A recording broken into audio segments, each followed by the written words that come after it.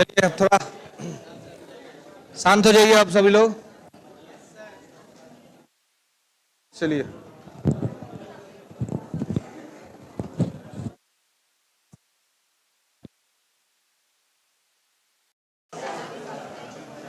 आइए।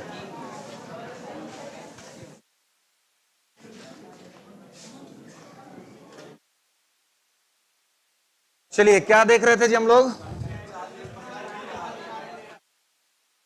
अनुच्छेद 40।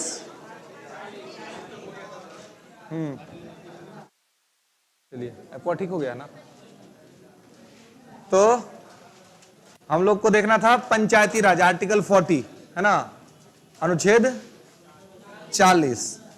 ठीक है, चलिए तो आर्टिकल 40 है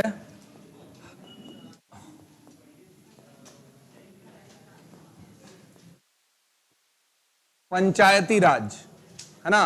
देखिए जब संविधान बन रहा था, है ना, तो उस समय हुआ कि भाई पंचायती राज व्यवस्था को शामिल करना है कॉन्स्टिट्यूशन में, है ना।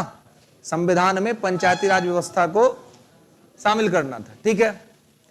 तो जो महात्मा गांधी थे, महात्मा गांधी का ही कंसेप्ट था कि गांव का विकास होना चाहिए और गांव का विकास करने के लिए पंचायती राज की अवधारणा उन्होंने विकसित की, ठीक है।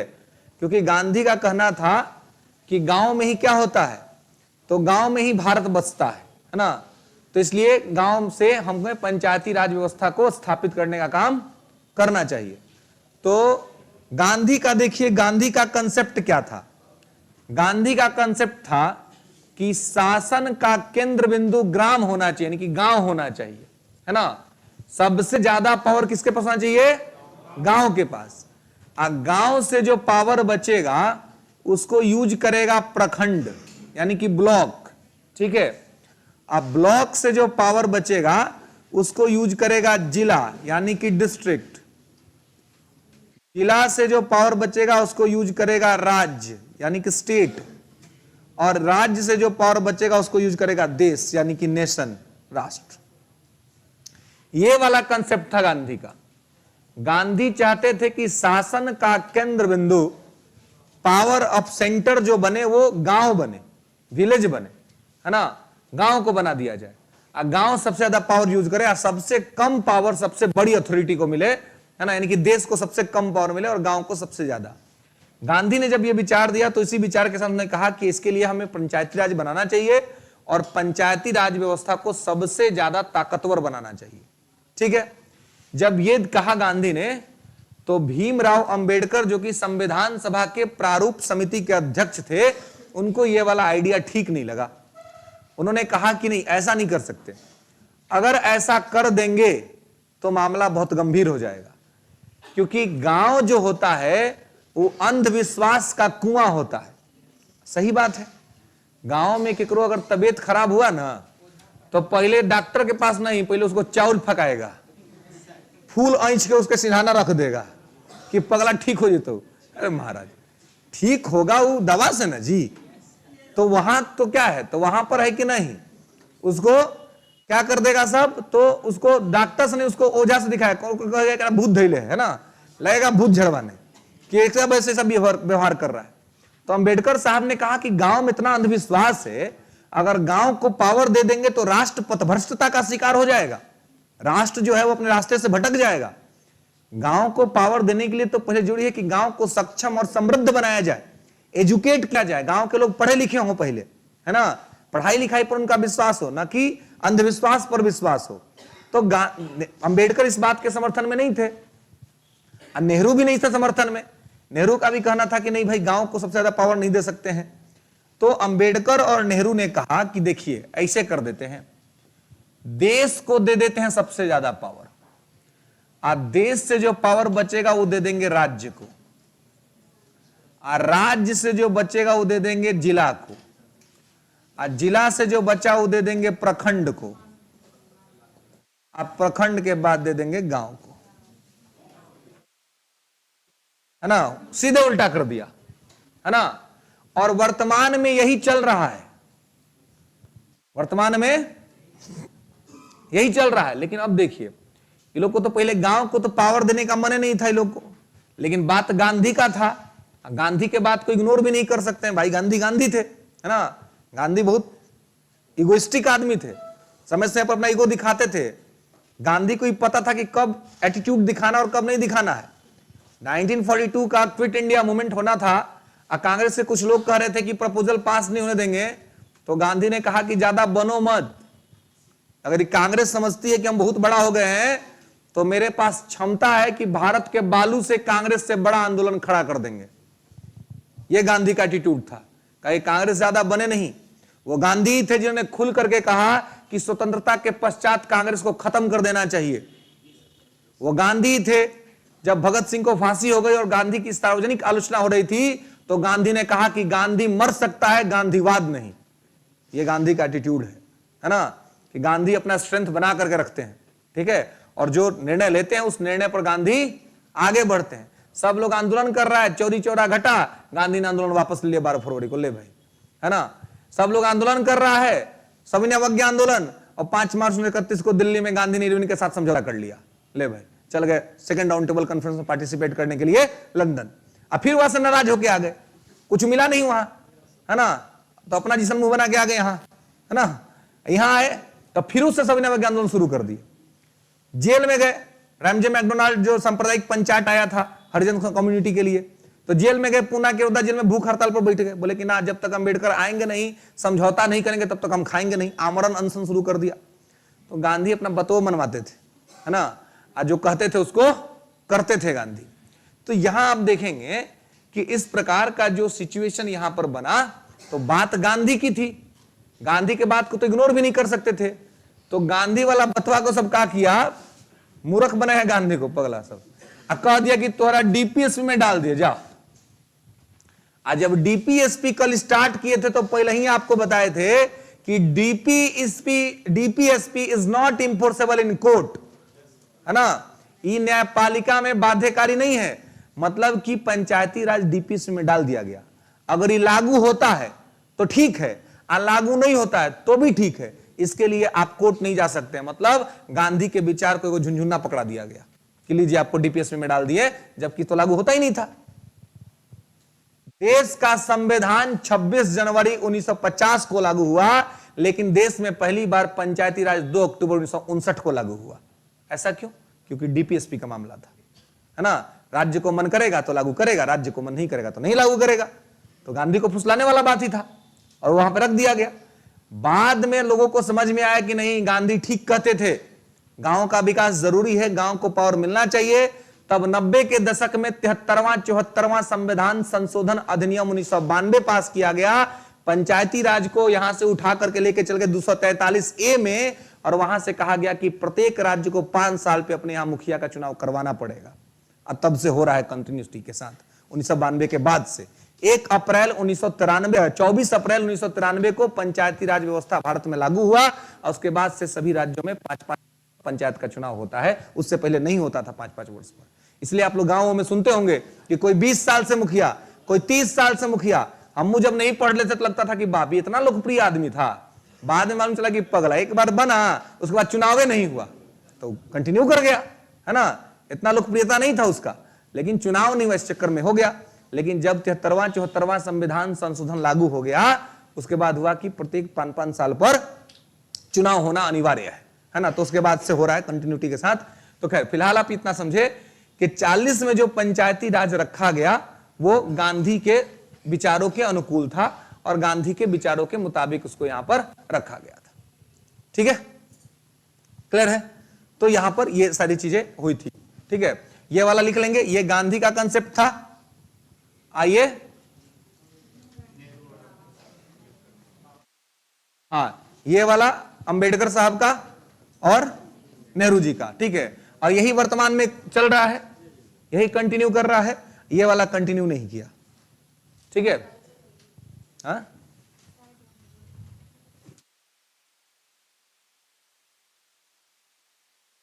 चलिए,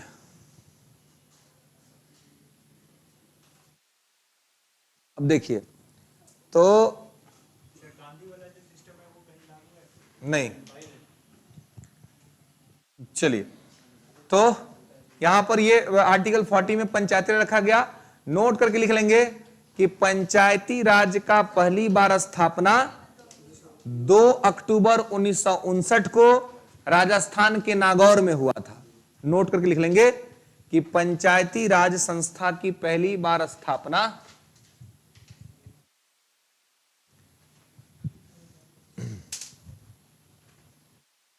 पंचायती राज व्यवस्था की स्थापना पहली बार 2 अक्टूबर 1959 को राजस्थान के नागौर में किया गया था। 2 अक्टूबर 1959 को।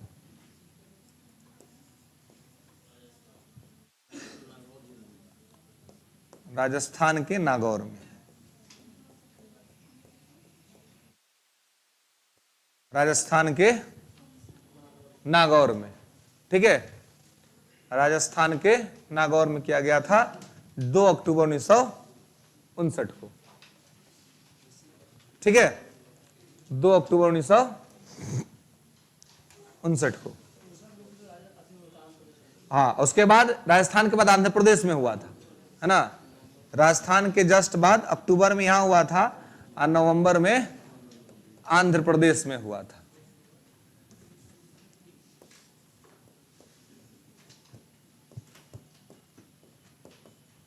ठीक है, नवंबर में आंध्र प्रदेश में हुआ था। ठीक है, तो पहली बार हुआ राजस्थान में, ठीक है, और दूसरी बार हुआ आंध्र प्रदेश में। ठीक है, कभी कभी आपसे ये पूछा सकता है कि 73वां संविधान संशोधन अधिनियम 1992 के बाद, after the 73 constitutional amendment act 1992 के बाद भारत में पहली बार पंचायती राज कहां स्थापित हुआ?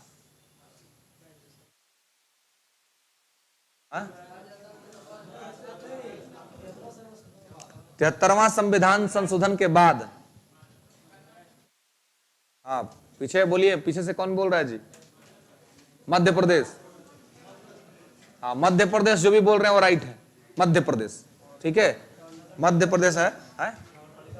हाँ, तो 73 कॉन्स्टिट्यूशनल अमेंडमेंट एक्ट के बाद पहली बार कहीं पंचायती राज की स्थापना हुई तो वह था एमपी, मध्य प्रदेश। ठीक है, और सबसे पहले अगर कहीं हुआ था तो वो था राजस्थान। ठीक है, तो ये अंतर ध्यान रखना है। ठीक है, खैर, तो यहां तो फिलहाल इतनी बातें हैं पंचायती राज के बारे में। बाकी 73वां 74वां अलग से पढ़ेंगे कॉन्स्टिट्यूशन अमेंडमेंट, तो वहां देखेंगे कि वहां पर क्या बात है। ठीक है, चलिए, तो 40 के अंदर में है पंचायती राज, है ना। इसके बाद आप देखेंगे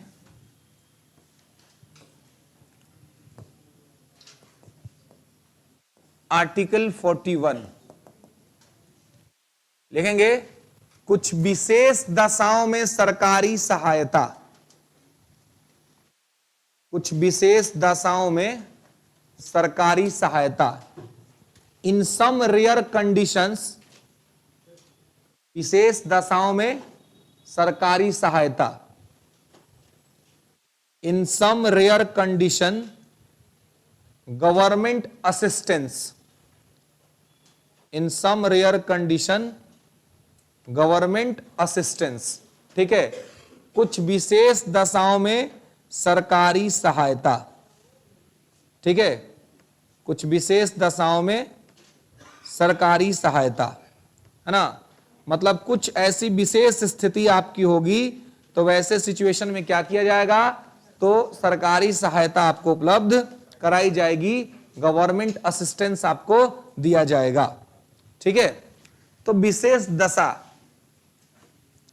है ना, कुछ विशेष दशाओं में सरकारी सहायता, तो विशेष दशा क्या हो सकता है?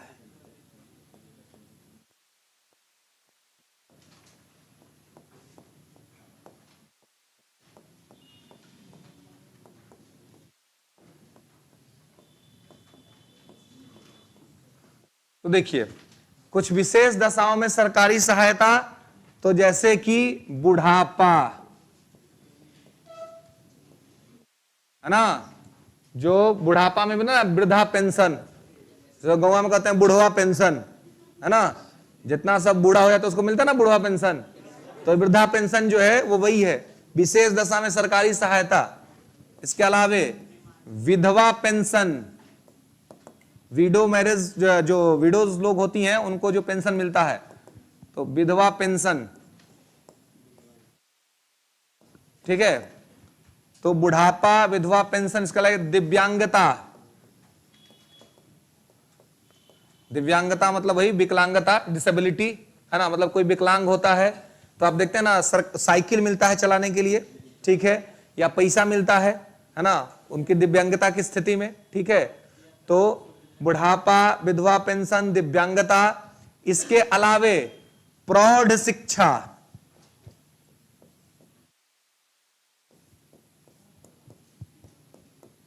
प्रौढ़ शिक्षा, ओल्ड एज एजुकेशन, है ना, प्रौढ़ शिक्षा यानी कि बुढ़वा लोग को जो पढ़ाया जाता है, और लोग को पढ़ाना एकदम जरूरी है कि नहीं।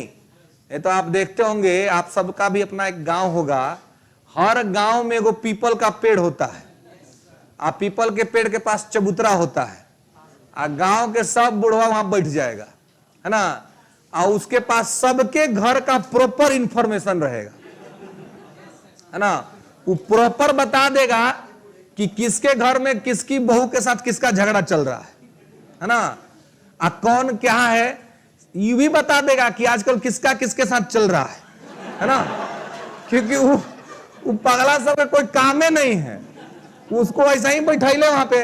अभी देखिए गर्मी का दिन, अभी देखिए ना दिनवा इतना बड़का हो जाता है, तो सुबह सुबह खा पी लेगा, आ खा पी के जाके बैठ जाएगा बरगद के पेड़ के नीचे, अब कोई काम नहीं है, आ घर में तो उसका एंट्री होगा नहीं, है ना, तो दिन भर का बतियाएगा, बढ़िया बात तो कुछ रहेगा नहीं, और थोड़ी ना वो संयुक्त राष्ट्र का मसला सॉल्व कर रहे हैं, है ना, तो वो यह सब बतियाएगा।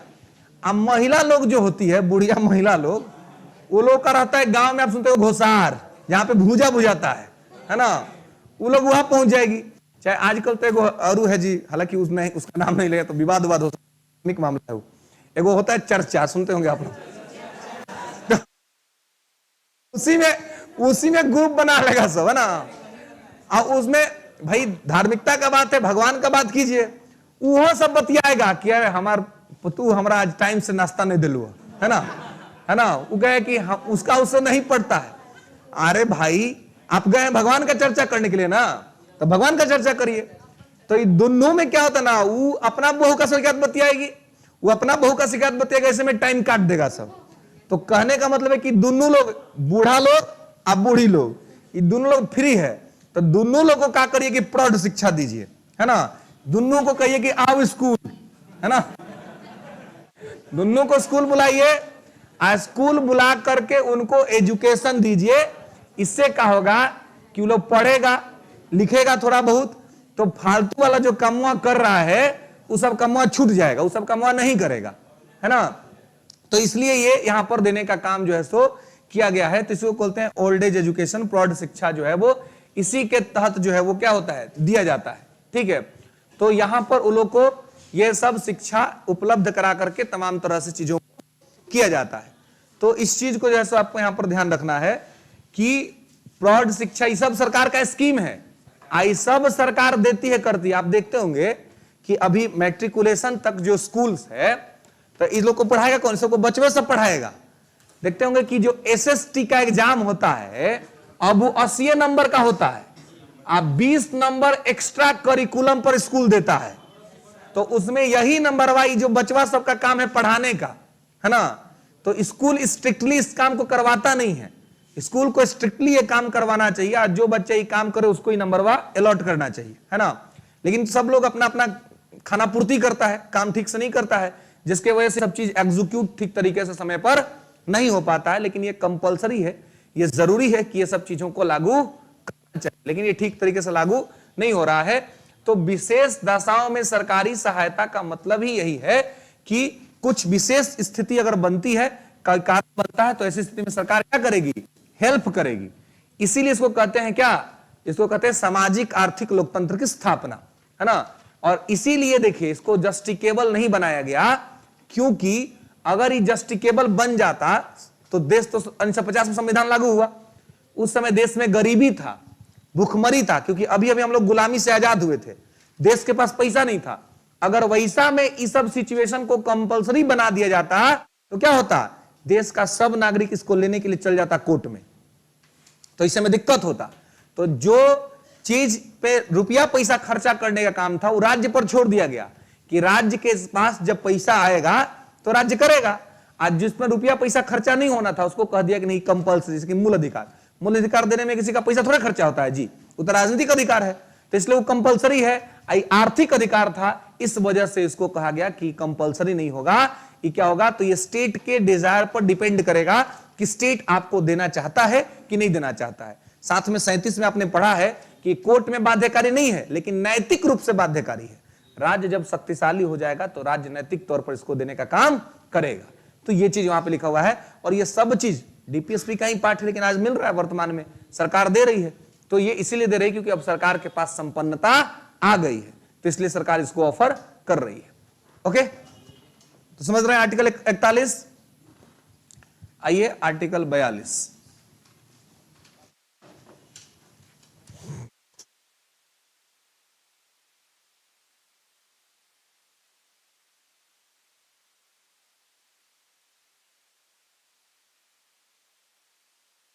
ठीक है, अब देखिए, हाँ जी, क्या, हाँ हाँ हाँ, उसी में आएगा, उसी में आएगा। अभी तो उसको जैसे चर्चा करें, उसको अलग से पढ़ाएंगे भाई, तनाव मत लीजिए, ठीक ना, आगे पढ़ाएंगे। अरे सब आता है उसमें, वो अलग बात है। अभी यहाँ अभी 243 है ना, अभी 40 पर है। चलिए आइए 42 लिखेंगे, न्याय संगत, न्याय संगत मानवोचित दशा, मानवोचित दशा, न्याय संगत, न्याय संगत मानवोचित दशा और प्रसूति सहायता,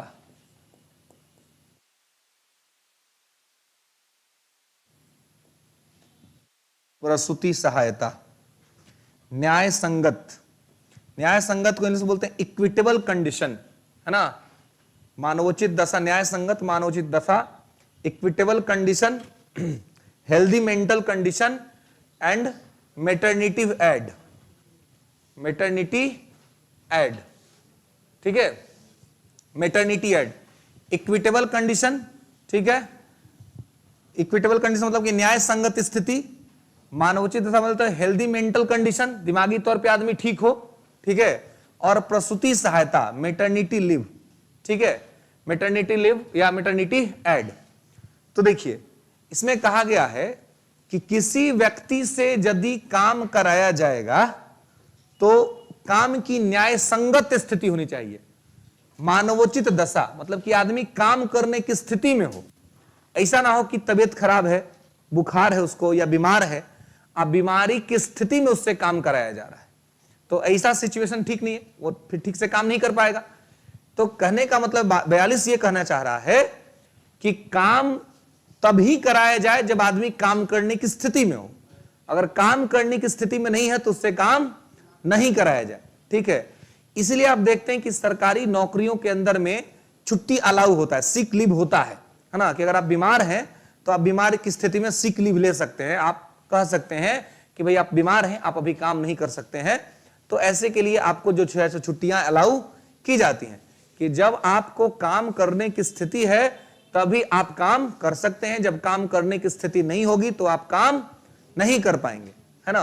तो इसलिए यहां पर आपको ध्यान रखना है कि न्याय संगत यानी कि इक्विटेबल कंडीशन होना चाहिए, है ना। तो यहां पर इसको चीज को ध्यान रखेंगे, है ना। न्याय संगत बोले तो इक्विटेबल कंडीशन, मानवोचित दशा यानी कि हेल्दी मेंटल कंडीशन, और प्रसूति सहायता मतलब कि मैटरनिटी एड ना, कि आपको वैसे स्थिति में क्या किया जाएगा, तो मैटरनिटी एड जो है सो वो उपलब्ध कराया जाएगा।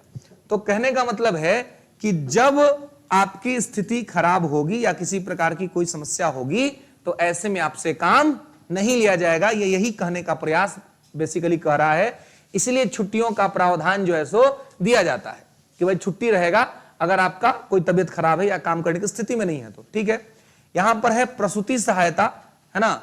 तो प्रसूति सहायता यानी कि मैटरनिटी एड। तो मैटरनिटी एड जो है ये क्या है, तो आप देखते हैं कि जब प्रेगनेंसी के दौरान क्या होता है कि काम करने में लोग असमर्थ होते हैं, है ना, वैसे में काम नहीं कर पाएंगे। अगर आप, क्योंकि जैसे जैसे समय आगे निकलता है वैसे वैसे क्या होता है कि जो प्रेशर है वो बढ़ता है। तो अगर आप देखें कि अगर किसी को कहा जाए कि कोई भी 2-2.5 kg का ही थैला है, इसको आप लेकर के कंटिन्यूअसली अपने साथ घूमिए, तो कितना घूम पाइएगा? बहुत कम टाइम तक। एक दिन भी अगर पूरा हो गया ना तो आप इरिटेट हो जाइएगा और उठा करके उसको फेंक दीजिएगा, कहीं के बाद संभालो अपना, हम नहीं ले जाएंगे। लेकिन महिलाओं को आप देखिए कि पूरे 9 महीने तक 2-2.5 kg का जो बर्डन है वो कंप्लीटली अपने साथ धारण करती हैं और सहर्षता के साथ, खुशी के साथ, है ना, उनको कोई बर्डन नहीं लगता है, कोई समस्या नहीं होती है और उससे उनको लगाव भी होता है, उससे उनको स्नेह भी होता है, प्रेम भी होता है। इसीलिए कहा जाता है कि महिला जो है वो हमेशा सम्मान की हकदारिनी है। अगर किसी को आप सम्मान दे या ना दे, लेकिन अपने जीवन में अगर आपको जब भी यह लगे तो आपको महिला को सम्मान जरूर देना चाहिए, क्योंकि और कहते ना कि ताकत, पावर, बायोलॉजिकली भी देखिए अगर तो पुरुष से ज्यादा मजबूत महिलाएं होती हैं। अंतर यह है कि पुरुष जो होता है वो फिजिकली स्ट्रेंथफुल होता है, पुरुष जो है ना वो फिजिकली स्ट्रेंथ होता है, और जो विमेन्स होती है वो इंटरनल पावरफुल होती हैं, अंदरूनी शक्ति उनके पास ज्यादा होती है। वो जितना पेन बर्दाश्त कर सकती हैं हम लोग नहीं कर सकते। हम लोग थोड़ा सा नखराक हो जाएगा ना तो हैंडी प्लस लगा के घूमते फिरेंगे। घर में सब्जी काटते हो, मां का उंगली कितना बार कटता होगा, आपसे बोलने भी आती है कि मेरा उंगली आज कट गया। उसी कटे उंगली में आपको बढ़िया से टाइम पर खाना परोस के खिला देती है, और आपका एक बार कट जाए आप लगते हैं वाटर प्रूफ हैंडी प्लस खोजने, वेयर इज हैंडी प्लस, है ना। तो ये देखना, ये समझना पड़ेगा कि शक्ति किसके पास है। और हमारे सनातनी संस्कृति में तो हम माता दुर्गा को सबसे सर्वोच्च स्थान देते हैं, और हमारा संस्कृति भी कहता है यत्र नार्यंस्ते पूज्यते तत्र रमन्ते देवता, है ना। जहां नारियों की पूजा होती है वहां जो है सो देवताओं का वास होता है। और विश्व की अलौकिक संस्कृति यही है हमारी कि हमारे यहां कभी किसी भी भगवान को आप देख लीजिए अकेले उनको नहीं दिखलाया गया। राम कहीं भी है तो सीता के साथ है, कृष्ण कहीं भी है तो राधा के साथ है, और सीता राम होता है, राम सीता नहीं होता है, राधा कृष्ण होता है, कृष्ण राधा नहीं होता है। मतलब यह स्पष्ट तौर पे हमारी संस्कृति इस बात को सपोर्ट करती है कि महिला का सम्मान होना चाहिए, जो कि भगवान ही करते हैं, है ना। तो हमें आम व्यक्ति को तो करना ही चाहिए, है ना। और यहां पर संविधान के अंदर में भी ये मैटरनिटी लीव एड जो दिया गया है, ये मैटरनिटी लीव एड इसीलिए दिया गया है ताकि उन सिचुएशन में उनसे काम नहीं कराया जाए, है ना। क्योंकि जब हमारे यहां हेल्दी कंडीशन जो था, मतलब जब हमारे यहां डॉक्टरी सर्विसेज अच्छा नहीं थी, तो सबसे ज्यादा महिलाओं का डेथ होता था इस कंडीशन में। तो इसलिए इस बात को संविधान निर्माताओं ने मेंशन किया कि जब इस सिचुएशन से गुजरेंगी तो इसका मतलब सीधा सा है कि उनका मानवोचित दशा ठीक नहीं रहेगा। अब जो आदमी, कोई आदमी पेन में है वो कैसे काम करेगा, अच्छा, है ना। अगर उससे आप काम करा रहे हैं तो न्याय संगत स्थिति भी नहीं है। ये कौन सा जस्टिस कहता है कि कोई आदमी पेन में है, दुख में है, दर्द में है, आप उससे काम ले लीजिए। तो यही संविधान का अनुच्छेद ये कहता है कि राज्य का यह दायित्व बनता है कि अगर कोई न्याय संगत स्थिति में नहीं है, अगर किसकी मानवोचित दशा ठीक नहीं है, और अगर वो मतलब प्रेगनेंसी की स्थिति में है, तो ऐसे सिचुएशन में उसको मैटरनिटी एड दिया जाए, उसको छुट्टियां दे दी जाए। और ये छुट्टी दिया जाता है हमारी सरकारों के द्वारा, और इसमें 1 रुपया भी नहीं काटा जाता है ना। सरकार जो है हाँ इसको तो, और इसमें 1 भी रुपए का जो है वो डिडक्शन नहीं होता है ना। पूरी की पूरी सर्विस जैसो अलॉट होती है। कारण क्या है, क्योंकि यहां पर ये जरूरी है ना, यहां पर ये जरूरी है। और अब देखिए, अब ये केवल इतना ही नहीं है, प्रसूति सहायता तक ही सीमित नहीं है। अब इसी आर्टिकल के तहत भारत के अंदर में, और भारत का पहला स्टेट है केरला, जो महिलाओं को, लड़कियों को मेंसुरेशन साइकिल के लिए भी 4 दिन की छुट्टी अलॉट करता है ना। और ये केरला करता है, ठीक है। केरला गवर्नमेंट के द्वारा मेंसुरेशन साइकिल के लिए 4 दिन की छुट्टी अलॉट होता है। बिहार गवर्नमेंट के द्वारा भी मेंसुरेशन साइकिल के लिए 2 दिन की छुट्टी अलॉट होती है, और इसी आर्टिकल के तहत। ठीक है, ये सब प्रैक्टिकल बात है, खाली आर्टिकल पढ़े से ना हो तो एक जोड़े पड़ते हो कि जो हो रहा है वो कहां से हो रहा है, उसकी कनेक्टिविटी कहां से है ना, कहां से उसका कनेक्शन है। तो उसका कनेक्शन यहां से है कि ये सारी छुट्टियां जो है सो यहां से अलॉट होती हैं और ये दी जाती है, जो कि जरूरी भी है ना, कंपल्सिव काइंड का है। ठीक है, पहले के जो लोग थे वो क्या थे, पढ़ाई लिखाई उतना नहीं था, शिक्षा का स्तर बढ़िया नहीं था, इस वजह से इन सभी चीजों को नहीं समझते थे, है ना। पहले इन सभी चीजों को तो एक प्रॉब्लम के रूप में देखा जाता था। लेकिन अगर आप पढ़ लिए, अब पढ़ने के बाद भी अगर आप इंसान नहीं बने तो फिर उस पढ़ाई का कोई मतलब नहीं, क्योंकि पढ़ाई तो आपको समझना पड़ेगा ना कि क्या सिचुएशन है और किस प्रकार से है ना। तो ऐसी सिचुएशन के अंदर में जो मेंस्ट्रुएशन साइकिल उसमें भी छुट्टी अलॉट होना चाहिए, क्योंकि आप देखिए थोड़ा सा हाथ कट जाए, अब ब्लड निकल जाए थोड़ा बहुत, तो क्या होता है जी, तुरंत कहेगा भाई स्पंज खा लो, कमजोरी हो गई हो, है कि नहीं।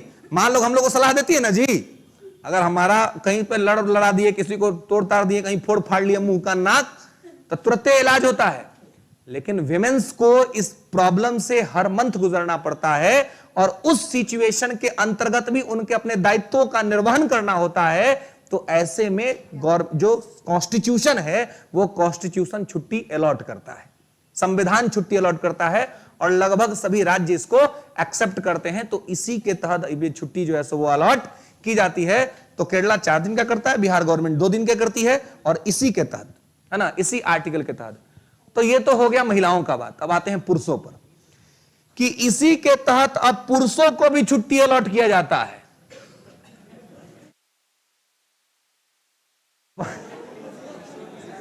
अब देखिए कि पुरुषों के लिए कब मिलता है भाई। देखिए माता जो है, माता तो सम्मान की हकदारिणी है ही, लेकिन पिता जो है वो बहुत बड़े सम्मान का हकदार है। कारण क्या है, आप देखिए अगर छोटा सा कोई इंसिडेंट अगर आपके साथ हो तो मन से निकलता है माई गए लो, और वहीं कोई बड़ा एक्सीडेंट अगर आपके सामने होते होते बच जाए, मुंह से निकलता है बाप रे। तो जब भी कोई बड़ा संकट आएगा तो पिता आएगा, है ना। और जिसके माथे पर पिता का छाव है उससे ज्यादा बड़भागा कोई नहीं है ना। तो कहने का मतलब है कि जब ये वाला कंडीशन चल रहा होता है ना, जब ये वाला कंडीशन चल रहा होता है, तो देखिए क्या होता है कि एक्चुअल बात है कि पेन में तो मां होती है, दर्द मां बर्दाश्त करती है, लेकिन मेंटल पेन में पिता भी होता है, दिमागी तौर पर वो भी परेशान होता है। हाँ, अभी डिपेंड करता है कि वो पिता का वो माता से कितना लगाव है कि नहीं। अब कहीं ऐसा नहीं, अब कहीं ऐसा ना हो कि पिताजी का अपन और कोनो कहीं बात हो, है ना। तो पिताजी का और कहीं बात होगा तो ध्यान देंगे जी, वो कोरम पूरा करेंगे खाली, है ना।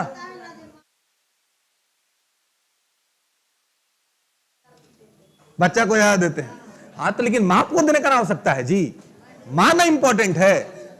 अरे पहले आप देखिए सबसे ज्यादा इंपॉर्टेंट कौन है जी, मां है। मां है तब ना बच्चा है, कि बच्चा है तब मां है। मां इंपॉर्टेंट है, मां का सम्मान होना चाहिए पहले, मां महत्वपूर्ण है। हिंदी फिल्म में पहले आप देखते होंगे, सिनेमा में एक सीन जरूर डालता था सब, कि प्रेगनेंसी हो रहा है और डॉक्टर कहे कि देखिए अब 2 विकल्प, या तो बच्चा बचेगा फिर मां बचेगी। तो हीरो कहता है कि मां बचा लीजिए, है ना, बच्चा को छोड़ दीजिए। तो कहने का मतलब वही होना चाहिए ना जी, मां इंपॉर्टेंट है ना, मां इंपॉर्टेंट है। मां सभ्यता को जन्म देने वाली है, मां के पास क्षमता है कि वो सिविलाइजेशन को ला सकती है, तो इंपॉर्टेंट मां है।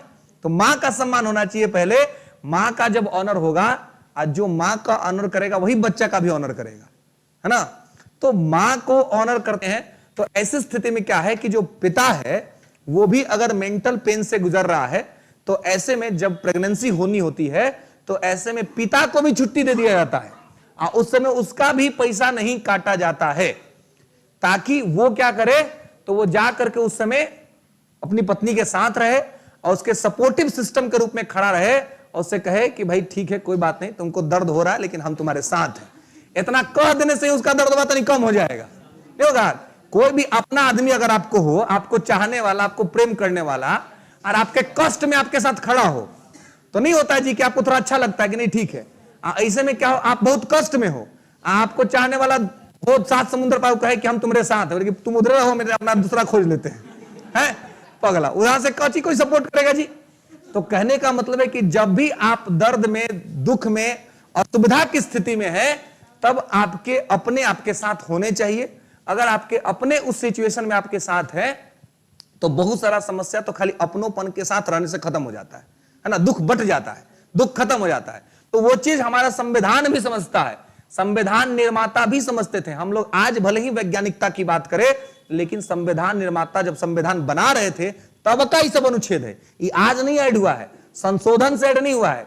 इसका मतलब आप समझ सकते हैं कि संविधान निर्माता कितने दूरदर्शी थे, कितना दूर तक सोचते थे। आज अगर हम लोग ये सोच रहे हैं तो ये कोई बहुत बड़ी बात नहीं है, क्योंकि हम लोग तो आज इस समाज में हैं।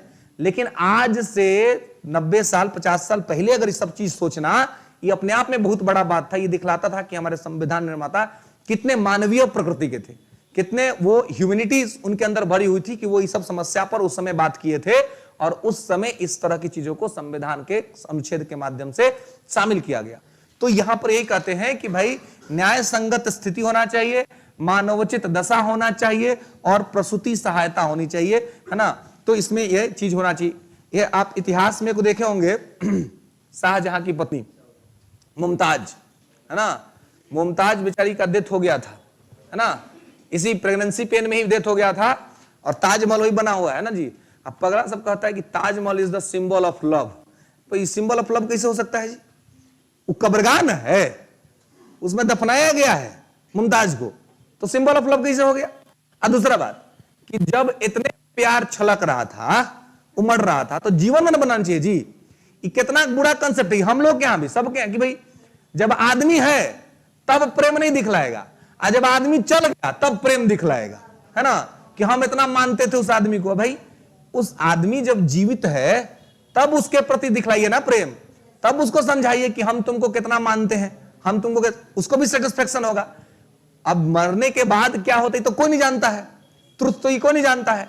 तो कहने का मतलब है कि जब जीवन में कोई रहे तब ही उसको स्पेशल फील करवाइए, उसके लिए ताजमहल बनवा दीजिए, चाहे आईफिल टावर बनवा दीजिए, है ना, जो बनवाना है सो बनवा दीजिए, लेकिन जीवित रहते बनवा दीजिए, ताकि उसको फील हो मेरे लिए है। आज जब वो नहीं रहेगा तब बना क्या करेंगे, है ना, फिर दूसरा आदमी उसको देख करके आनंद लेगा, जिसके लिए बना वो तो नहीं ले पाया ना। तो यहां पर जो है आर्टिकल 42 के अंतर्गत ये सारी चीजें जो है सो रखी गई हैं, ठीक है। हाँ, उनको भी यही प्रॉब्लम था, ठीक है, ये दिक्कत था, प्रेगनेंसी पेन था, और समय पर डॉक्टरी सुविधा नहीं मिल पाई, है ना। तो देखिए दशरथ मांझी, वो तो जबरदस्त तरीके का प्रेमी था जवान दशरथ मांझी।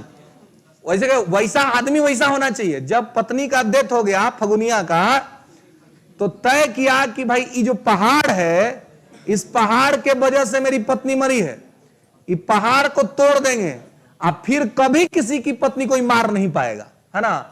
आप सोचिए कि हथौड़ी और छेनी लेकर के एक आदमी इतना डेडिकेटेड हुआ, इतना समर्पित हुआ कि उतना बड़ा पहाड़ को तोड़ दिया, अकेला आदमी। मतलब ये होता है समर्पण, यही होता है लक्ष्य के प्रति लगाव। तो हम तो ये कहेंगे भाई दशरथ मांझी की फगुनिया के लिए तो वो अपना पहाड़ तोड़ा, आप लोग अपना फगुनिया बना लीजिए बीपीएससी को, है ना, कि भाई हमारी फगुनिया कौन है? बीपीएससी। हमको बीपीएससी से राजकर्मी का दर्जा प्राप्त करना है, तो बीपीएससी से राजकर्मी का दर्जा प्राप्त करने के लिए जो हो सकेगा वो करेंगे, जितना मेहनत होगा उतना करेंगे। भले 2 महीना सोना नहीं पड़े, भले 2 महीना टाइम पर खाना नहीं खाए, लेकिन पढ़ाई करना नहीं छोड़ेंगे। इसी को तो कहते हैं लक्ष्य के प्रति पूर्णतः समर्पण, है ना। जब वो आदमी पहाड़ तोड़ रहा था तब कितना सारा प्रॉब्लम आया, और सब प्रॉब्लम को छोड़ करके वो अपना पहाड़ तोड़ने में लगा रहा। तो ये तभी होता है जब आदमी अपने लक्ष्य के प्रति समर्पित हो जाए, है ना, डेडिकेट हो जाए। और ये सामान्य तौर पे कब होता है जी? तो ये सब प्रेमे में होता है, ये सब लक्ष्य के प्रति नहीं होता है ना। जबकि होना किसके प्रति चाहिए? लक्ष्य के प्रति, क्योंकि ये सब अगर जीवन में प्राप्त हो गया तो बाकी सब ऐसे ही प्राप्त हो जाता है ना। खैर, तो न्यायिक संगत मानवोचित दशा और प्रसूति सहायता की बात यहां पे की गई है, जिसके तहत तमाम तरह की सुविधाएं और सर्विसेज जो है वो अलॉट किया जाता है। क्लियर है? हाँ, 2 बच्चे भाई, केवल 2 बच्चे। ये नहीं कि आप पूरा क्रिकेट टीम खड़ा कर रहे हैं और सरकार छुट्टी पे छुट्टी दे रही है, ऐसा नहीं होगा। आए?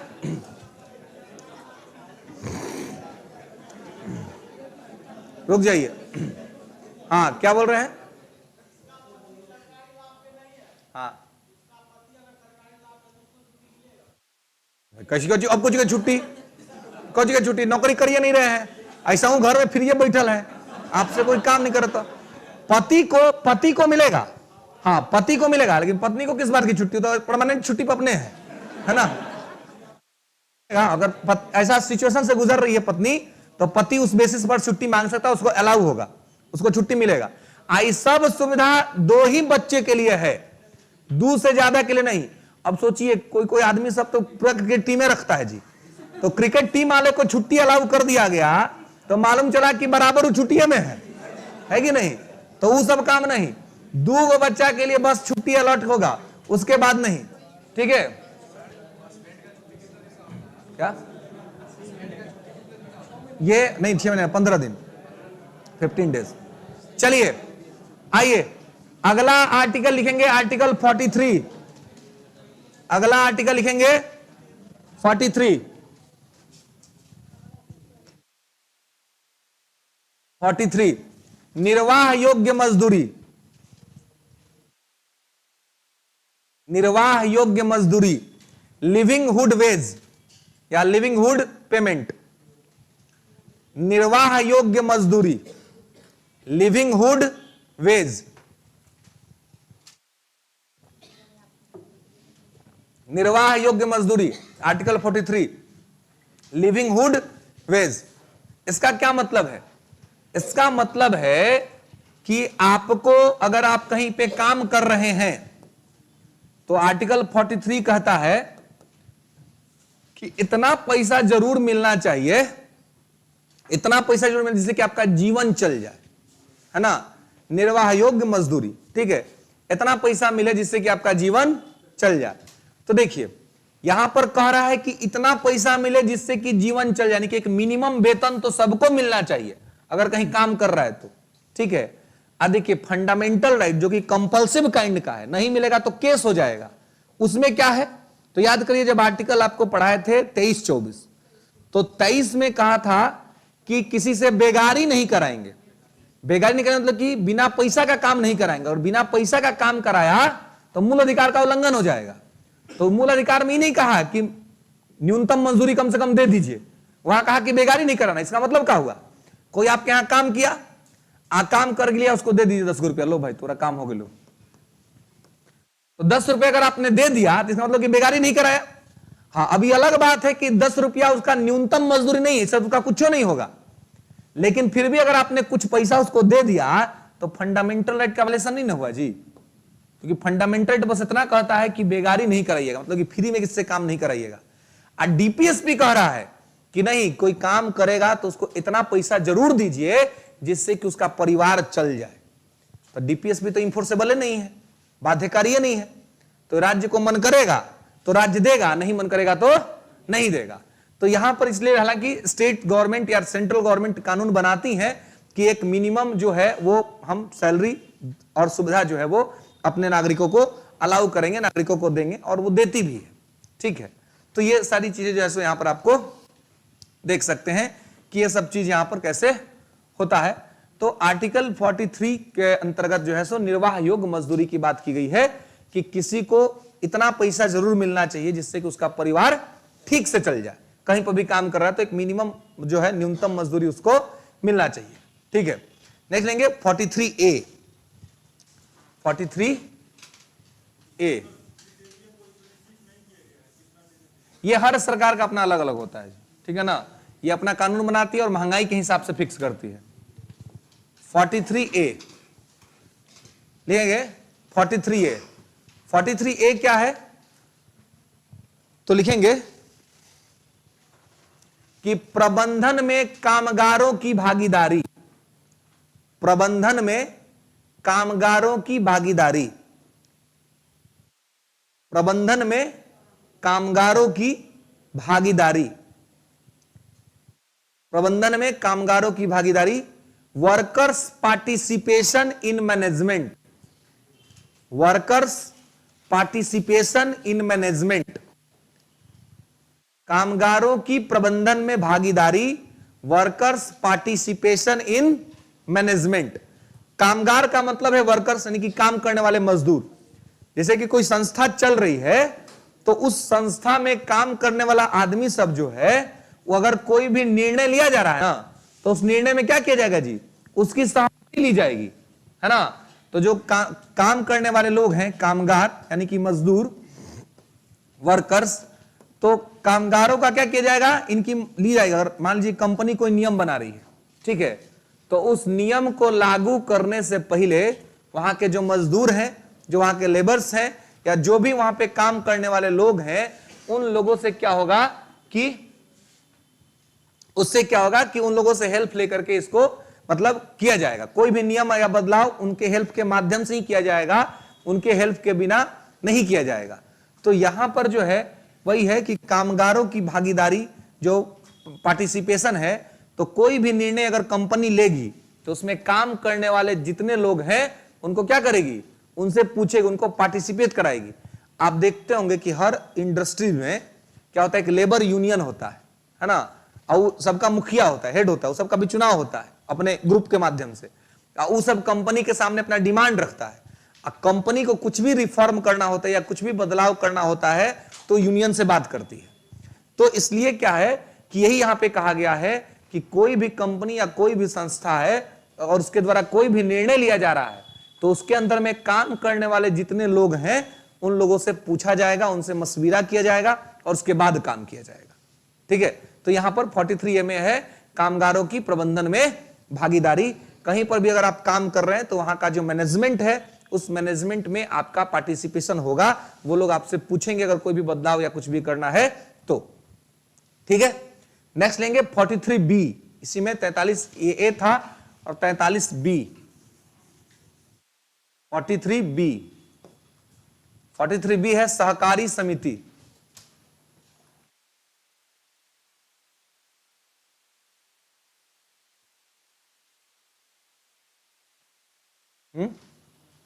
सहकारी समिति, कोऑपरेटिव सोसाइटीज, है ना। सहकारी समिति का मतलब हुआ कोऑपरेटिव सोसाइटी, सहकारी समिति। तो कोऑपरेटिव, है ना, सहकारी मतलब एक दूसरे की सहायता करके, है ना, एक ग्रुप बना के, एक यूनियन बना करके। ठीक है, तो बहुत सारा आप देखते होंगे कि कमिटी सब काम करता है जो सहकारी समिति होता है ना, कोऑपरेटिव सोसाइटी होता है। कोऑपरेटिव मतलब 2-4-10 लोग मिल गए, अब मिल करके उन्होंने कोई संस्था खोल दिया, कोई बिजनेस कर लिया, ठीक है, और उससे लोगों को अपना सुविधा उपलब्ध करा रहे हैं। क्या, हाँ, जीविका कर लीजिए, एनजीओज कर लीजिए, है ना, उसके माध्यम से। इसके अलावा कुछ बिजनेस, सुधा डेयरी प्रोडक्ट, है ना, ये क्या है, सहकारी समिति का सबसे बड़ा उदाहरण है। इसमें गवर्नमेंट भी पार्टिसिपेट करती है। तो कहने का मतलब है कि कुछ लोगों का ग्रुप बना करके, समूह बना करके आप कोई संस्था को स्थापित कर सकते हैं। ठीक है, जिसमें सब लोग एक दूसरे को मदद करेगा, सब लोग इन्वेस्टमेंट करेगा और उससे जो प्रॉफिट होगा वो सब लोगों में आपस में बटाएगा। ठीक है, तो कोऑपरेटिव सोसाइटीज एस्टेब्लिश करने का भी राइट आपके पास है कि आप सहकारी समितियों का गठन कर सकते हैं। ठीक है, तो यहां पे सहकारी समिति का जो भी गठन होता है वो इसके माध्यम से ही होता है ना, और स्टेट अलाउ करता है, राज्य की सरकारों के द्वारा यह कानून बनाया गया है कि लोग जो है वो सहकारी समितियों का गठन करके अपना काम कर सकते हैं, अपने काम को आगे बढ़ा सकते हैं। ठीक है, तो यहां पे ये सहकारी समिति के बारे में बात किया गया है। नेक्स्ट लेंगे आर्टिकल 44, अनुच्छेद 44।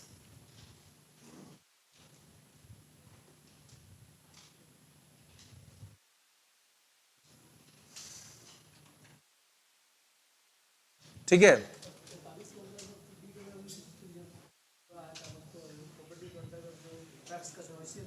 हाँ, मनरेगा जो है वो सरकार के द्वारा आगे बात करेंगे कि जहां पर सरकार अलग से सुविधा उपलब्ध कराती है। ठीक है, अगर कोई बेरोजगारी की स्थिति है उसके अंतर्गत। ठीक है, नेक्स्ट लिखेंगे, चलिए, हाँ, नेक्स्ट लिखेंगे आर्टिकल 44। और आर्टिकल 44 है समान नागरिक संहिता। Common civil code. आर्टिकल 44 है समान नागरिक संहिता, कॉमन सिविल कोड या यूनिफॉर्म सिविल कोड। समान नागरिक संहिता या यूनिफॉर्म सिविल कोड। समान नागरिक संहिता, ठीक है, यूनिफॉर्म सिविल कोड या कॉमन सिविल कोड। अब देखिए समान नागरिक संहिता का क्या मतलब है। समान नागरिक संहिता का मतलब है कि एक देश में रहने वाले सभी नागरिकों के लिए एक जैसा कानून होना चाहिए, एक जैसा कानून। तो बताइए हम लोग के देश में एक जैसा कानून है कि नहीं? गोवा में है,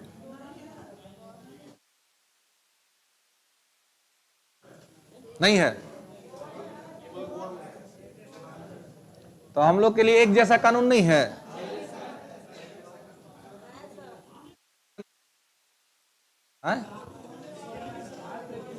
होने वाला है।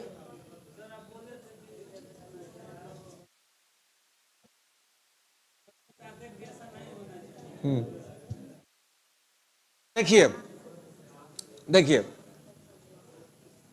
कानून जो होता है वो दो तरह का होता है ना। कानून जो होता है वो दो तरह का होता है, ठीक है।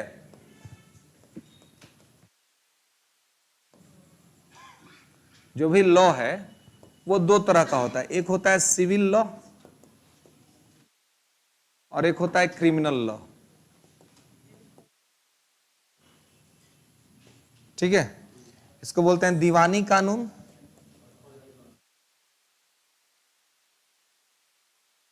इसको बोलते हैं आपराधिक कानून,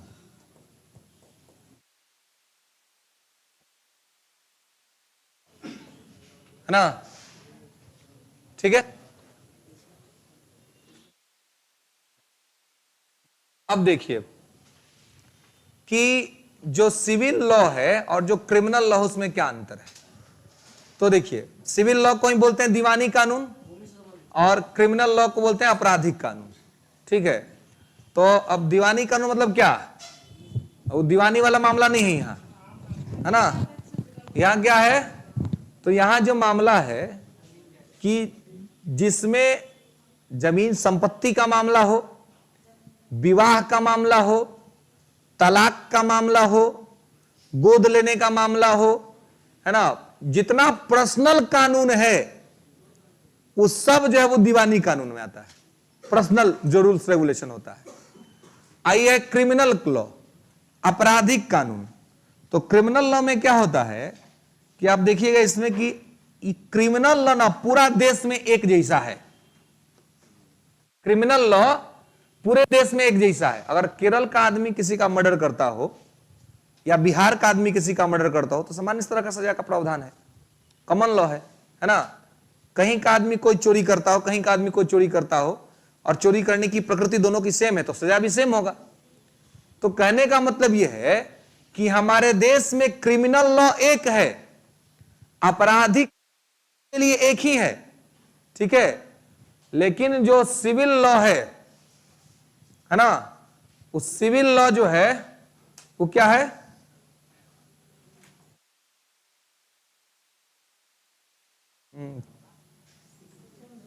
हाँ हाँ हाँ हाँ, कोची देख देख के आनंदित हो रहे हैं। आए? कोई है तो हम लोग को भी दिखाइए, हम लोग भी थोड़ा आनंदित हो लेंगे, है कि नहीं? है नहीं, मतलब मान लीजिए कोई आनंदित होने वाला चीज तो हम लोग को क्या आपत्ति हो सकती है? पर्सनल है।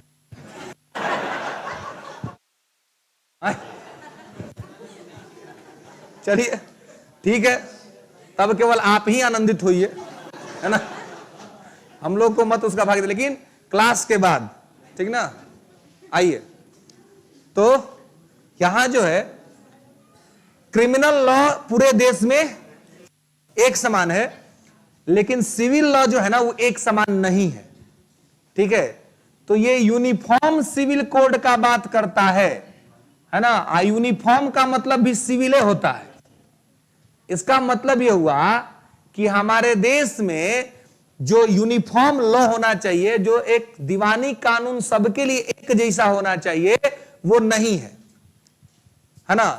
अब दीवानी कानून से मैंने कहा कि संपत्ति का मामला, विवाह का मामला, तलाक का मामला हो, मामला हो, वसीयत का मामला हो, तो ये सब है, ये सारा मामला की है, पर्सनल है ना।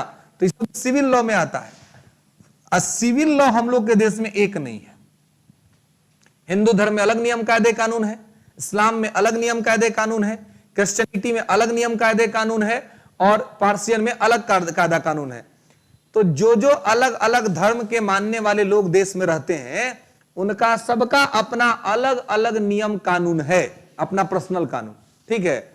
तो इसके वजह से क्या होता है कि बहुत बार दिक्कत हो जाता है।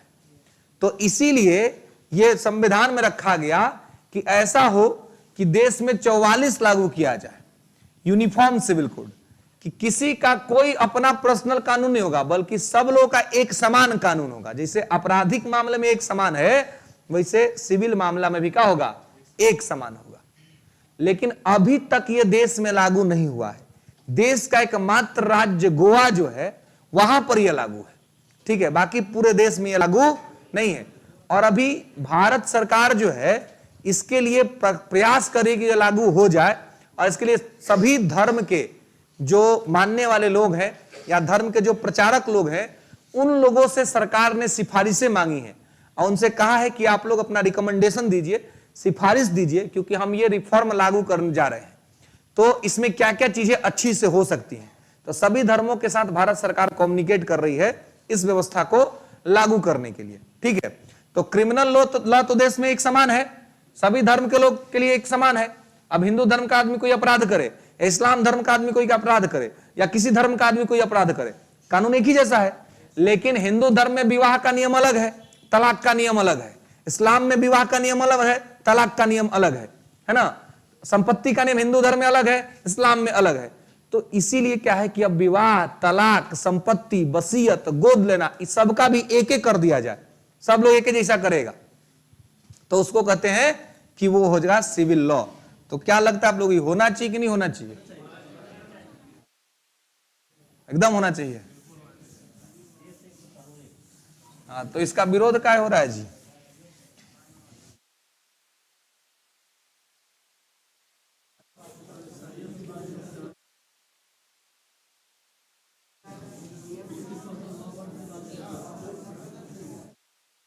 चलिए देखिए क्या है। पहले तो आप यहां पर इस चीज को समझ लीजिए, ये क्या है, समान नागरिक संहिता है ना, कॉमन सिविल कोड है, ठीक है। तो इसमें क्या होगा जी, तो दीवानी कानून एक समान, दीवानी कानून एक समान। तो दीवानी कानून क्या होगा भाई, तो निजी कानून है ना, जो भी प्राइवेट लॉ है वो सब क्या हो जाएगा, एक समान हो जाएगा, ठीक है। वो सब क्या हो जाएगा, वो सब एक समान होगा, प्राइवेट लॉ। अब आप ये देखिए कि इसमें क्या क्या आएगा, ये आपको लिख लेना है। तो पहला संपत्ति, हाँ, इसमें क्या क्या समान, विवाह,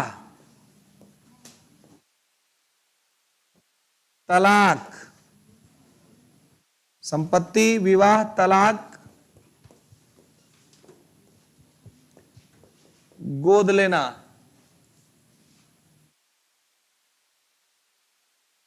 ठीक है, उत्तराधिकार,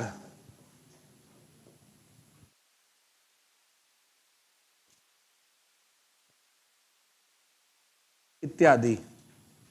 देखिए यहां प्रॉपर्टी, मैरिज, तलाक, एडॉप्टेशन, सक्सेसर, इटीसी एक्सेट्रा, है ना।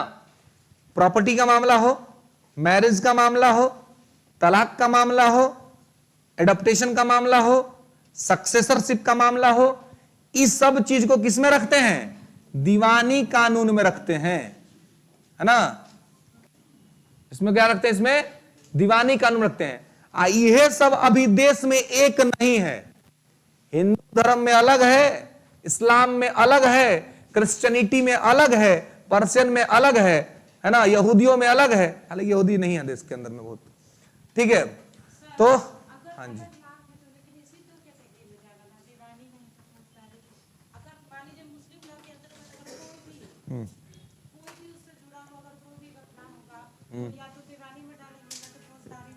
हाँ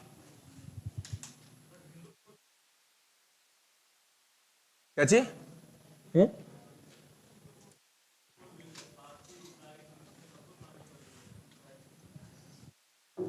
हाँ तो इस्लाम शामिल नहीं ना है, हाँ वो अपना अलग उनका है, पर मुस्लिम पर्सनल लॉ बोर्ड, और मुस्लिम पर्सनल लॉ बोर्ड के माध्यम से चलता है, शरीयत कानून है वहां पर। तो कहने का मतलब ये है कि ये जो है यही वाला एक करने का बात है। अब कहीं देखिएगा कि किसी धर्म में ऐसा स्थिति है कि एक विवाह हो गया तो दूसरा विवाह नहीं कर सकते हैं, है ना, होता है ना जी, एक विवाह कर लिया तो दूसरा विवाह नहीं कर सकते हैं। कहीं कहीं पे है कि विवाह पर विवाह करते जाइए, कोई बात नहीं है ना। तो ये असमानता है ना, और इससे क्या होता है, इससे अधिकारों का अतिक्रमण होता है ना, इससे अधिकार क्या होते हैं, इससे अधिकार कम होते हैं। अब देखिए क्या है कि अब आप इसको स्वीकार करें या ना करें, है ना, एक थोड़ा सा मैं आपको रेफरेंस लूंगा कि जब राम जी विश्वामित्र के साथ गए दशरथ वहां क्या हुआ जनकपुर, जो अपने बिहार में ही पड़ता है ना, तो जब पहुंचे वहां पर तो धनुष धनुष तोड़ने का प्रोग्राम था वहां पर। हालांकि तो शादी के मूड से गए नहीं थे, तो गुरुजी के साथ गए थे, और गुरुजी ने अपना तय कर लिया कि भाई इसका शादी जो है सो करवा देना है ना। अब सोचिए उस समय के गुरुजी लोग इतना अधिकार रखता था, है ना, कि भाई तुरंत करवा देता था, है ना। आजकल उतना अधिकार नहीं है कि नहीं, आजकल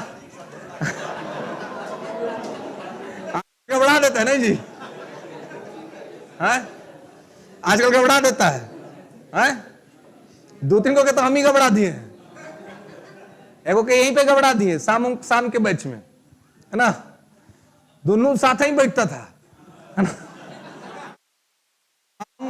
एक्टिविटी रोज ऑब्जर्व करते थे, है ना, कि कितना भीड़ भाड़ हो वो दोनों अपना जगह जरूर खोज लेता था। अब हम रोज गौर कर रहे थे, अब इतना धैर्य नहीं रखता था कि भाई कम से कम 2 घंटा पेशेंस रख ले, है ना, उकरों में बतियाना है, उतने देर में बतियाना है ना। तो हम पूछे एक दिन कि पूछ बैठे कि हो थोड़ा क्यूरियोसिटी होता है ना आदमी का जानने का। तो हमने बोला कि भाई क्या समस्या है तुम लोग, यही बताओ पहले, हैं 2 घंटा तो कम से कम बर्दाश्त करो भाई, इतना तो कर ही सकते हो, है ना, दूर दूर बैठो, है ना। तो उसके बाद दूर दूर बैठा दिए। अभी फिर पता चल रहा है कि हम जब तक थे तब तक दूर दूर सब था, अब हमारा वाला खत्म हो गया, है ना, तो फिर एक हो गया।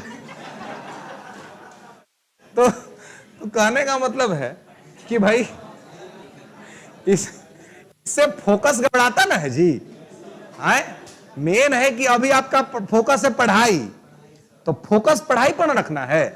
अब पढ़ाई हो जाए उसके बाद कहीं और फोकस रखिए, है ना। मेन फोकस है पढ़ाई, देखिए मेन फोकस है पढ़ाई, कि भाई पढ़ाई पर फोकस करिए। ई जब ठीक रहेगा तो सब ठीक रहेगा, आई अगर गड़बड़ाएगा ना तो आप देखिए, अगर पढ़ाई गड़बड़ हुआ और आपकी आइडेंटिटी ठीक नहीं हुई तो आप किसी को खूब मानिएगा, खूब सेवा करिएगा, और मान चले किसी और को मान रहा है ना। तो ऐसा ना हो कि आप किसी को मानते रहे और किसी और को मानने लगे। तो इसके लिए जरूरी क्या है, अपने आप को स्ट्रेंथफुल बना करके रखना। आप खुद को स्ट्रेंथफुल बना कर रखिएगा तो आपको ज्यादा मानने का जरूरत नहीं है, लोग ही आपको मानेगा, है ना, क्योंकि आपको पहले अपने आप को उस स्थिति में लेकर के जाना है। वहां पहुंचाने का सबसे अच्छा काम जो है वो आपका पढ़ाई करता है ना। तो संपत्ति, विवाह, तलाक, गोद लेना, उत्तराधिकारी, सब का कानून हमारे देश में अलग अलग है, धर्मों के अंदर में इसी को एक करने का बात चल रहा है, लेकिन इसका विरोध भी हो रहा है। कुछ लोग कह रहे हैं कि यह नहीं होना चाहिए, कुछ लोग कह रहे हैं कि यह होना चाहिए। दो तरह का जो ग्रुप है वो स्टेट में बना हुआ है आर्टिकल 44 को लेकर के। और देखिए महत्वपूर्ण बात यह है कि आर्टिकल 44 को लागू करने के लिए बहुत बार सुप्रीम कोर्ट ने फोर्स किया है। सुप्रीम कोर्ट ने सरकार को कहा है कि आप इसको लागू कीजिए, इसको लागू करना जरूरी है, ठीक है। तो यहां पर जो है आपको ये समझना चाहिए कि क्या है, कॉमन सिविल कोड जो है इससे क्या होगा कि अब देखिए, एक देश एक कानून की बात है, जब एक देश एक कार्ड है, जब एक देश एक चुनाव की बात होती है ना, तो जब फिर एक देश एक कानून में क्या दिक्कत है? एक देश एक कानून भी हम रख ही सकते हैं। हां, लेकिन सरकार को इस बात का ध्यान रखना चाहिए कि इन सभी व्यवस्था को करते हुए किसी भी रिलीजियस कम्युनिटी के साथ कोई भेदभाव ना हो। किसी को यह ना लगे कि मेरा अधिकार छिन गया या मेरा ये हो गया। छीना जाएगा तो सबका छीना जाएगा, थोड़ा बहुत तो सबका कम होगा ना। तो इसीलिए तो पहले सरकार ने क्या किया है, तो सभी धर्म के जो धार्मिक लोग हैं, जो धार्मिक धर्म गुरु लोग हैं, उन लोगों से एडवाइस मांगा गया है कि आप लोग सलाह दीजिए कि इसमें हम कैसे कर सकते, किस प्रकार से कर सकते, जिससे कि किसी को कोई दिक्कत ना हो, है ना। तो ये जरूरी है। अब देखिए, कुछ लोगों का ये कहना है कि अगर हम ये वाला कानून मानेंगे ना, तो इससे हमारा धर्म इंपैक्ट होगा और हमारा पर्सनल लॉ इंपैक्ट हो जाएगा। ठीक है, जो पर्सनल लॉ है वो इंपैक्ट हो जाएगा अगर हम इस सब चीज को मानते हैं तो देखिए, हर धर्म के लिए ना दीवानी कानून भी अलग है और फौजदारी भी अलग है। तो फौजदारी वाला में सब लोग रेडी है कि एक ही कानून मांगने का। क्यों? क्योंकि फौजदारी वाला जो भारत सरकार का जो कानून है, जो सीआरपीसी आईपीसी है, वो आसान है तुलनात्मक धर्मों के अंदर में कानून। धर्म में जो कानून सब है उसमें कि अगर आप चोरी कर लिए तो हाथ काट देने का कानून है ना। अगर कुछ भी गलत कर दिया तो आपको समाज से निकाल देने का कानून है, बर्खास्त कर देने का कानून है। जबकि भारत का आईपीसी सीआरपीसी कहता है कि चोरी किया तो 1-2 महीना जेल रहेगा, बेल पर बाहर आ जाएगा, फिर मामला फिट हो जाएगा। सॉरी वोरी बोल दिया तो मामला फिट हो जाएगा, सामने वाले ने अगर केस उठा लिया तो कोई दिक्कत नहीं। लेकिन धर्म का कानून कहता है कि चोरी किया तो हाथ काट दो। अब देखिए, तो आपराधिक मामला में धर्म वाला कानूनवा नहीं मानेंगे, कैसे कि ज्यादा कठोर है। कहते हैं कि धर्म में वाला मानेंगे, काहे कि आसान है। तो ये धर्म का दोहरा व्याख्या कैसे हो सकता है भाई? अगर धर्म पर प्रभाव इस मामले में पड़ रहा है तो धर्म पर प्रभाव तो आपराधिक मामले में भी पड़ना चाहिए। तो धर्म सिलेक्टिविज्म कब से हो गया? ये सिलेक्ट कैसे हो गया कि भाई नहीं, आपराधिक वाला मानेंगे तो कोई दिक्कत नहीं है और सिविल वाला मान लेंगे तो दिक्कत है। इसका मतलब यह हुआ कि आप धर्म की रक्षा नहीं, आप स्वयं की रक्षा करना चाह रहे हैं, आप खुद को बचाना चाह रहे हैं, खुद के अधिकारों की रक्षा करना चाह रहे हैं, इसलिए आप इसका विरोध कर रहे हैं। लेकिन यह भी बात है कि विरोध करने वाले सब लोग भी गलत नहीं है। विरोध करने वालों का भी मुद्दा सरकार को समझना होगा और यह ध्यान रखना होगा कि एक जैसा कानून बना करके इसको कीजिए। ये एक करने का क्यों बात है जी? ताकि किसी का शोषण ना हो।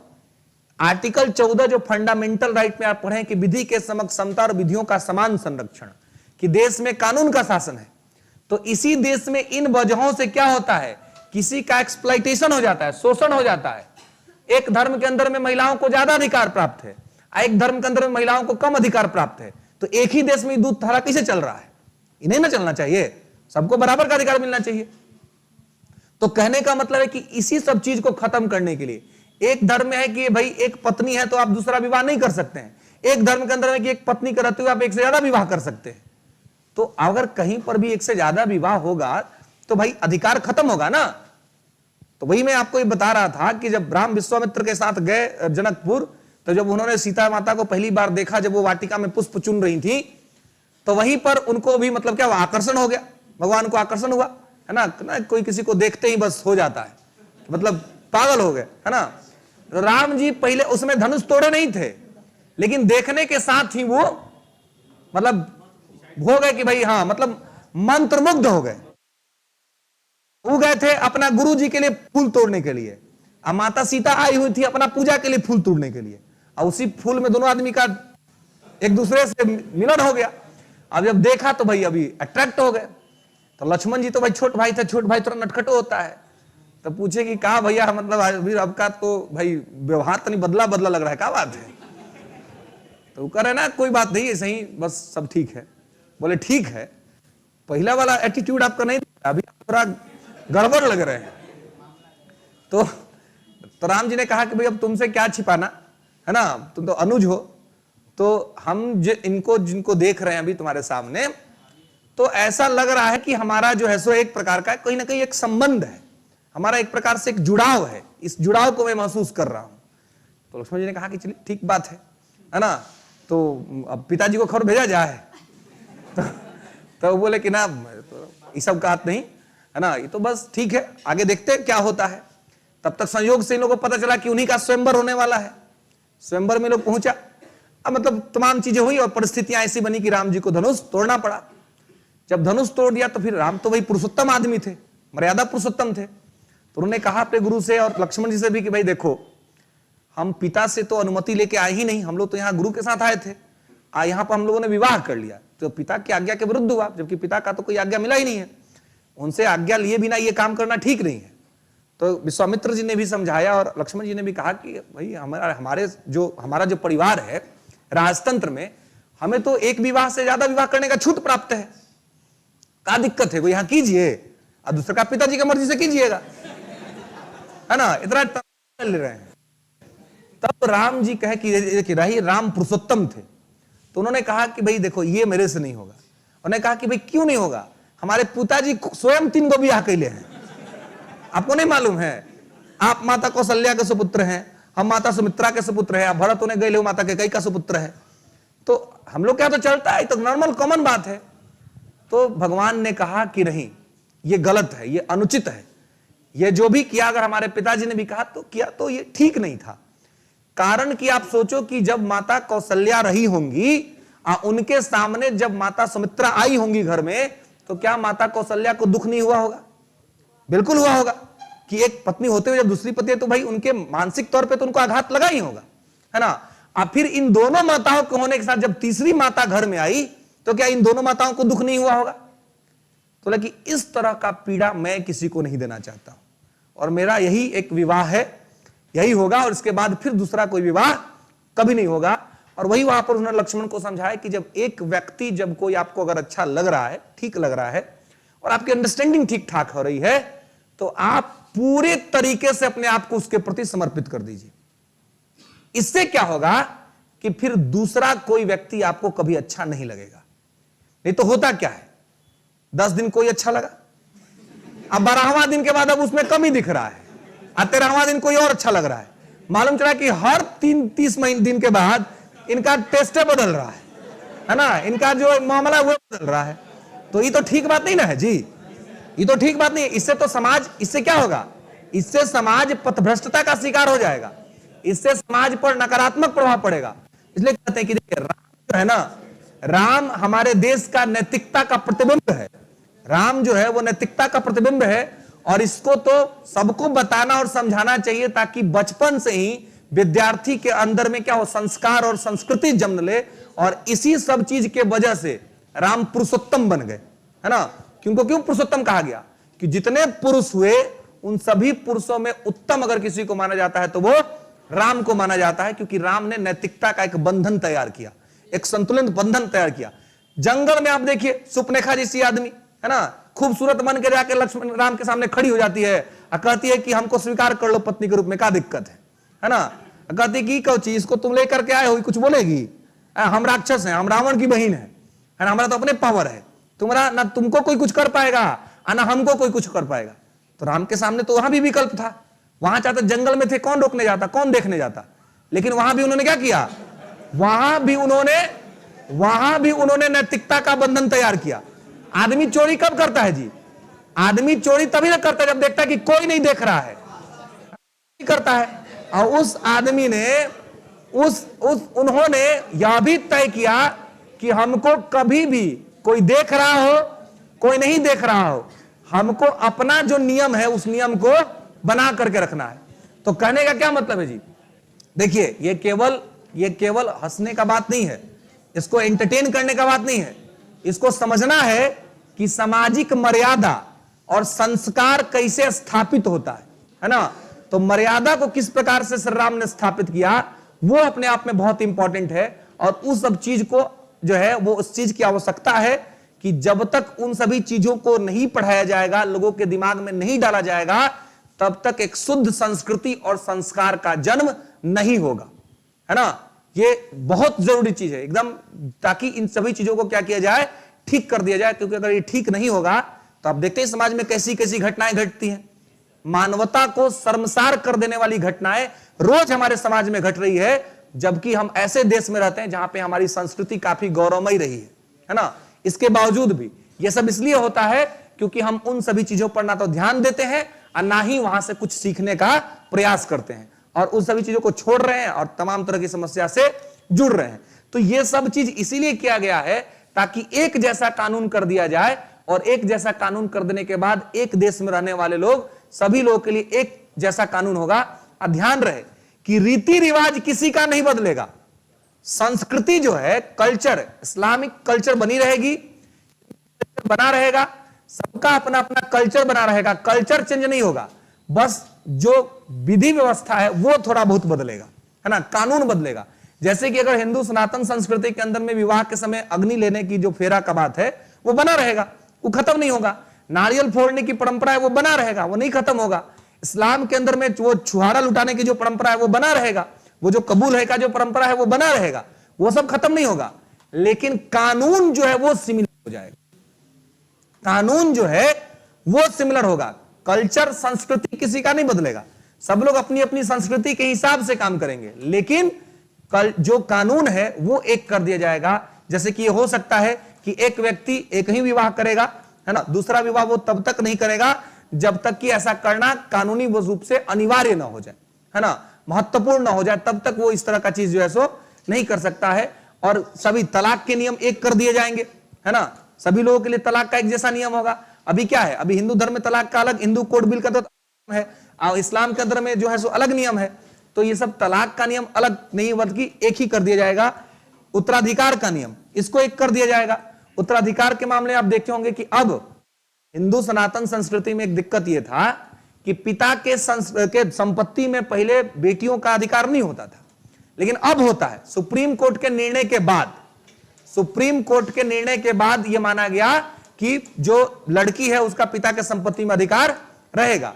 लेकिन इस्लाम में यह पहले से था, इस्लाम में यह पहले से था, जन्म के साथ ही बेटी का पिता की संपत्ति में हो जाता था। तो ये अलग अलग नियम जो है वो रहते थे।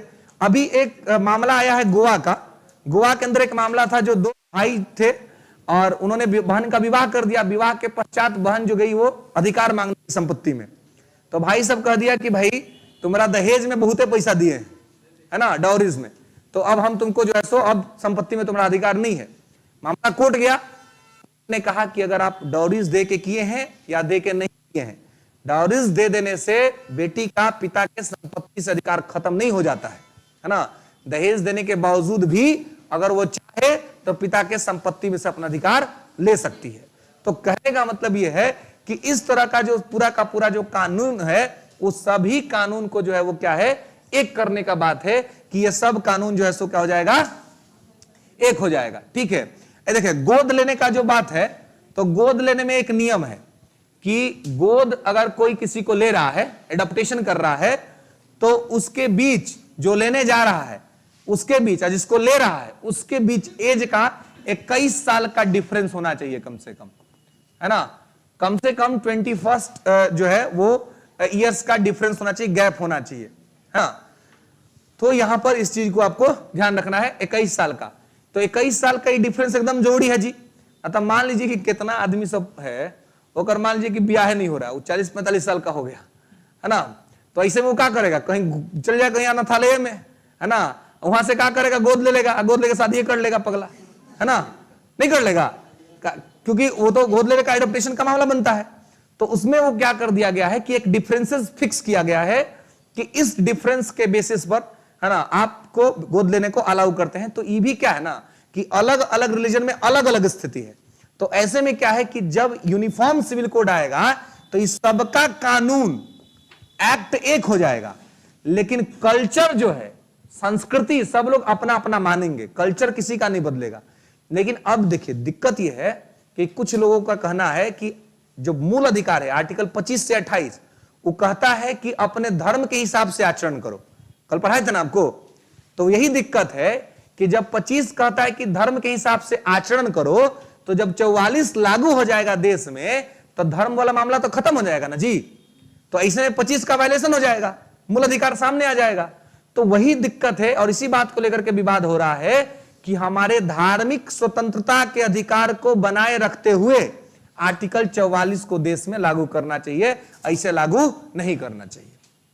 तो ये सरकार की भी जिम्मेवारी बनती है कि सरकार इसी प्रकार से लागू करे कि आर्टिकल 25 का वायलेशन ना हो और 44 भी लागू हो जाए, किसी को धार्मिक तौर पे बहुत ज्यादा क्षति ना हो या क्षति बर्दाश्त करने की आवश्यकता न पड़े। क्लियर है? नेक्स्ट लिखेंगे आर्टिकल 45 अनुच्छेद 45।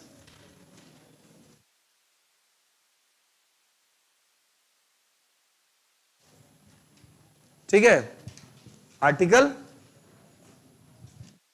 45 लिखेंगे 6 से 14 वर्ष के बच्चों को निःशुल्क अनिवार्य शिक्षा। 6 से 14 वर्ष के बच्चों को निःशुल्क अनिवार्य शिक्षा।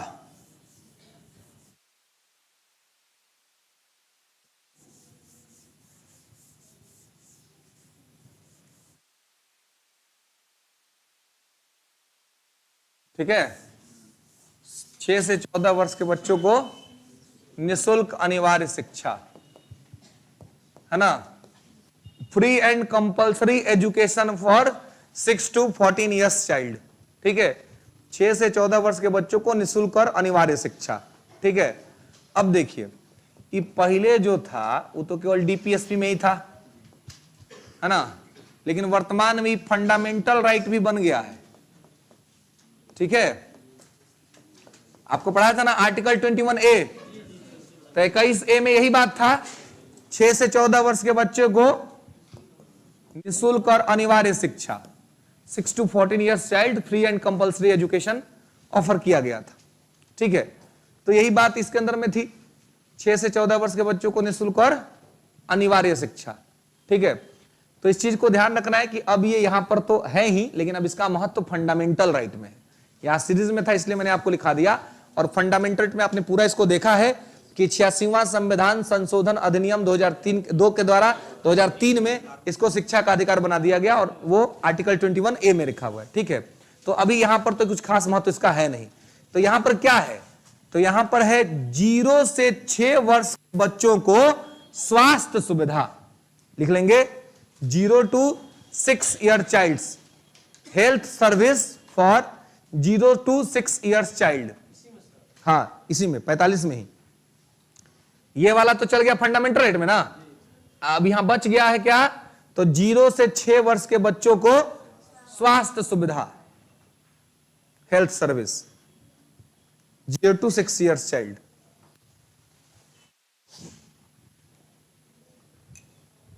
अब आप देखिए कि 0 से 6 वर्ष के बच्चों को जो हेल्थ सर्विस स्वास्थ्य सुविधा देने का बात यहां पर किया गया है, तो ये क्या मामला है, यहां पर मामला ये है कि 0 से 6 वर्ष के जो बच्चे हैं, है ना, तो आप देखते होंगे जब बच्चों का जन्म होता है हॉस्पिटल्स के अंदर में, तो आप देखते होंगे उनको फ्री में टीका पड़ता है ना, तमाम तरह के टीका इंजेक्शन उनको दिए जाते हैं, कराए जाते हैं। ठीक है, तो ये टीका और जो ये इंजेक्शन सब है, ये सब कैसे दिया जाता है जी, तो ये सब फ्री में दिया जाता है ना। छोटा बच्चा सब कब देते हैं ना, जो भी हेल्थ सर्विस मिलता है वो सब फ्री में मिलता है ना, जो हॉस्पिटल्स थे, तो ये सब जो फ्री में मिलता है, तो इसी 45 के तहत मिलता है 0 से 6 वर्ष के बच्चों को हेल्थ सर्विस, है ना, जो भी स्वास्थ्य सुविधा है उनको इसी के माध्यम से उपलब्ध कराने का प्रयास किया जाता है। ठीक है, तो सारा हेल्थ सर्विस उनको 0 से 6 वर्ष के बच्चों को इसी के तहत अलाउ होता है, इसी के तहत मिलता है।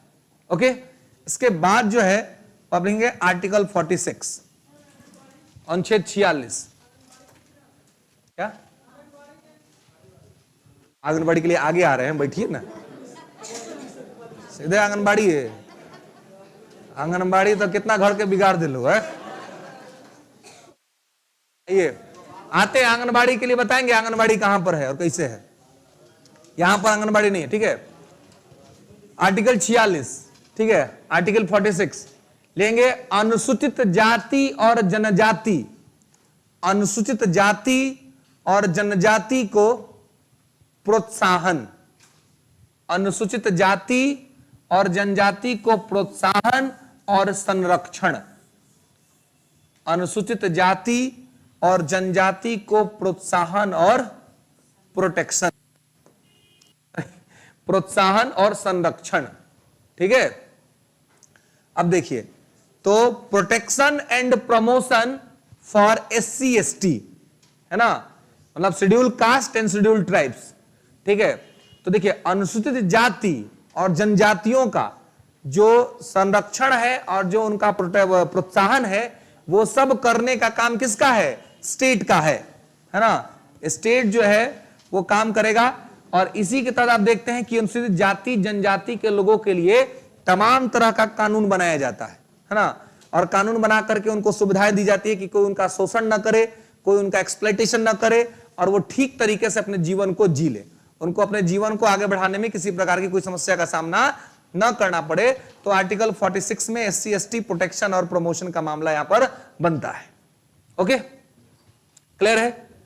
यहां तक में कोई दिक्कत, कोई समस्या है ना?